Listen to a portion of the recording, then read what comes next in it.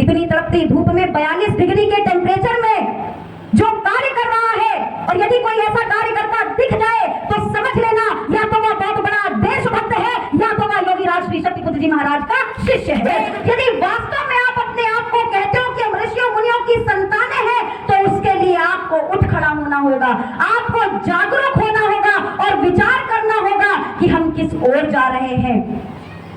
आज पाश्चात्य सभ्यता की ओर दौड़े चले जा रहे हैं, बिना विचार किए, बिना सोचे समझे। धन कमाना अच्छी बात है क्योंकि जीवन का संचालन अर्थ से होता है। निश्चित रूप से अर्थ कमाना आवश्यक है, मगर इतना आवश्यक नहीं है कि अर्थ कमाने के चक्कर में आप धर्म को भूल जाओ।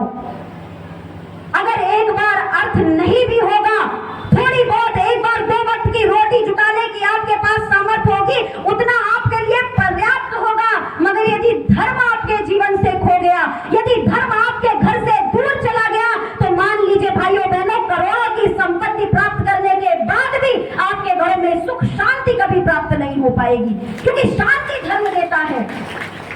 भोग विलास के साधन तो बहुत मिल जाएंगे, मगर जो पारिवारिक सुख होता है, जो पारिवारिक शांति होती है, जो आत्मिक शांति होती है, वह आपको केवल धर्म से ही प्राप्त हो पाएगी। और धर्म कैसा होना चाहिए, इसके विषय में भी परम पूज्य योगी राज श्री शक्तिपुत्र जी महाराज ने बताया। आज तो एक होड़ सी लगी है, हमारा धर्म ज्यादा बड़ा, हमारा धर्म ज्यादा बड़ा, हमारे धर्म के लोग ज्यादा, तुम्हारे धर्म के लोग कम। आज अपने अपने धर्म की जनसंख्या के प्रतिशत गिना करके एक दूसरे को डराने और धमकाने का काम करते हैं। कोई कहता है हम एक हो जाएंगे तो हम इनका नाश कर देंगे, कोई कहता है कि हमारे पास इतनी शक्ति है, हम तुम्हारा सब कुछ नष्ट कर देंगे और भारत को एक अलग दिशा में लेकर के चले जाएंगे। एक दूसरे को डराने कराने का काम धर्म के नाम पर किया जा रहा है। भाइयों बहनों, धर्म कभी लड़ना नहीं सिखाता, धर्म एकता सिखाता है, धर्म कभी बांटना नहीं सिखाता, धर्म जोड़ना सिखाता है, धर्म नफरत नहीं सिखाता, धर्म प्रेम सिखाता है, धर्म दंगे नहीं सिखाता, धर्म सद्भावना सिखाता है, धर्म व्यक्ति को जीवन जीने का आदर्श प्रदान करता है। और धर्म के नाम पर जो लड़वाने लगे, धर्म के नाम पर जो दंगे करवाने लगे, मान लीजिए वहां धर्म नहीं है, केवल और केवल आपका शोषण करने का एक तरीका है। आपको जागरूक होना होगा, आपको विचार करना होगा। आज धर्म के रक्षक तो बहुत बने हुए हैं, आज सनातन धर्म के रक्षक तो बहुत बने हुए हैं, मगर निश्चित रूप से यदि हम अपनी संस्कृति की रक्षा ना कर सके, हम अपने पौराणिक इतिहासों का, वेदों का, ग्रंथों का यदि संरक्षण ना कर सके, हम अपनी रामायण और भगवत गीता का संरक्षण ना कर सके, हम अपने ऋषियों मुनियों की परंपराओं का संरक्षण ना कर सके, तो निश्चित रूप से वह भयावह दिन भी हमें देखना पड़ सकता है कि धर्म और संस्कृति के नाम पर आपके धर्म ग्रंथों को, वेदों को बदल करके रख दिया जाएगा और आप कुछ भी कर नहीं पाएंगे। करना है, हमें समय दीजिए।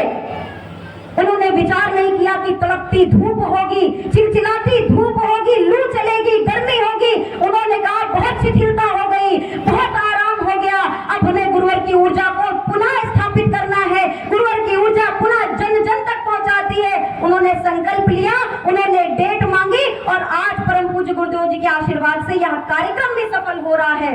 और मैं साधुवाद देना चाहती हूँ उन भाइयों बहनों को जो माँ की कृपा को प्राप्त करने के लिए, जो गुरुवर के आशीर्वाद को प्राप्त करने के लिए इतनी चिलचिलाती धूप में भी 1 घंटे से यहाँ पर बैठ करके आरती साधना का पूजन का लाभ ले रहे हैं, यहाँ से विचारधारा को सुन करके अपने हृदय में बसा रहे हैं और संकल्प ले रहे हैं कि इस विचारधारा को अपने हृदय में तो बसा ही लिया है, आज जाकर के किसी एक न एक व्यक्ति के हृदय में इस विचारधारा को समाहित अवश्य कर दूंगा।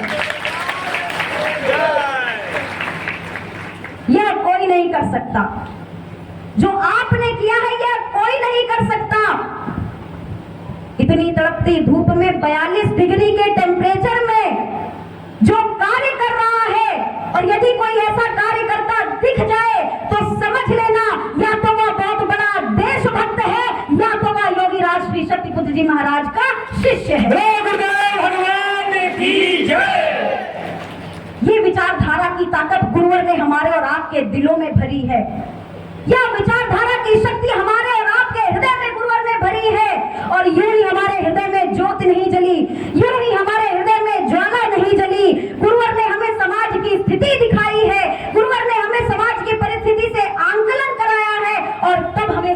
दिलाया है। आज चारों ओर नजरें उठा करके देखिए, चाहे धर्म का क्षेत्र हो, चाहे समाज का क्षेत्र हो, चाहे राजनीति का क्षेत्र हो, हर तरफ भारी भरकम इतना अत्याचार, भ्रष्टाचार फैला हुआ है, अनीति, अन्याय, अधर्म फैला हुआ है कि यदि आप वास्तव में हृदय से सोच लोगे तो आपके रातों की नींद उड़ जाएगी।